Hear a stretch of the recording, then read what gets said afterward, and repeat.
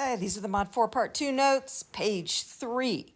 So at the top, what I just said, the mean is affected by extreme values, the median is not. And so when we're talking extreme values, that is data values. Those are numbers that are far away from the rest of the data set, okay? If we have, and we talked about distributions in the last notes, different types of distributions will give us different relationships between the mean and the median. And this is important because it always ends up being on an exam somewhere. So if I have a symmetric type distribution, that bell shape, I have a lot of data grouped together in the middle, and then as we go out towards the end, the number of data values kind of taper off. The mean and the median will be roughly the same. Okay, and I say roughly because it's not always going to be exact. If we're talking about home values and we're talking hundreds of thousands of dollars, our mean and our median might be, a couple hundred apart. Still roughly the same. Okay, so our mean and our median are in roughly, and I stopped writing because I was using my hands, but you can't see that. So roughly the same place. Okay, so our mean is roughly equal our median. If our distribution is skewed left, so we have this tail to the left, but most of our stuff is grouped to the right. Remember what we saw on the first 2 pages? That mean is pulled towards the tail. So our mean is going to be less than our median. And I'm going to write that this way. Mean is less than our median. And let me slide this up here and write that out in words.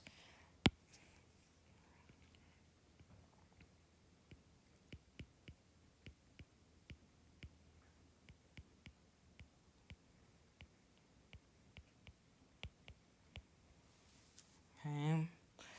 And now we're going to take a look at a skewed right situation. We have got data collected to the left. Sorry about the little lump there. Again, our mean is pulled towards that tail.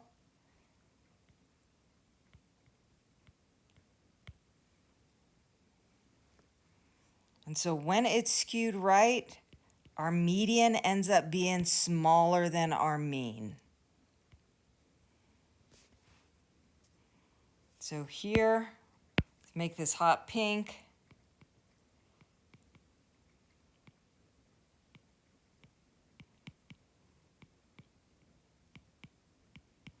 That mean is pulled towards the tail.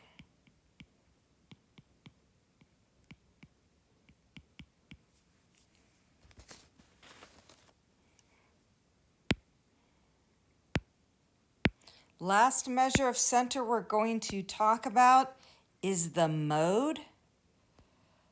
The mode is the value that repeats or happens the most. Okay, we can have no mode, one mode, more than one mode. Typically, if everything's happening multiple times and you kind of use up the whole set that way, kind of loses a little punch there. But we can look at distributions that are bimodal, and we saw one of those in the last set of notes.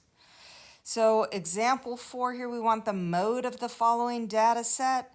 We have got 1, 2, 3, 4, 5, 6 zeros, 4 ones, a 2, and a 3. So 0 is the mode because it happens more than anything else.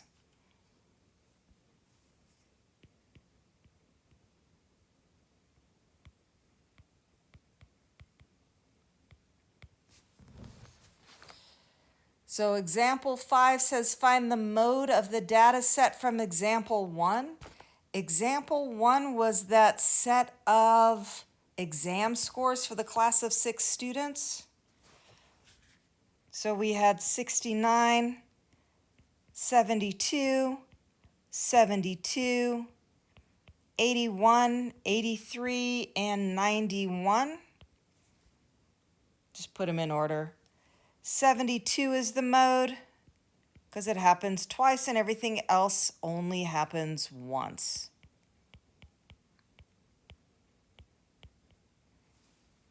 Our last one here on page 3, example 6. Find the mode of the following data sets. Our 0 happens twice, our 1 happens 3 times, 2 happens once, and our 3 happens 3 times. So this is bimodal. 1 and 3 both happen 3 times.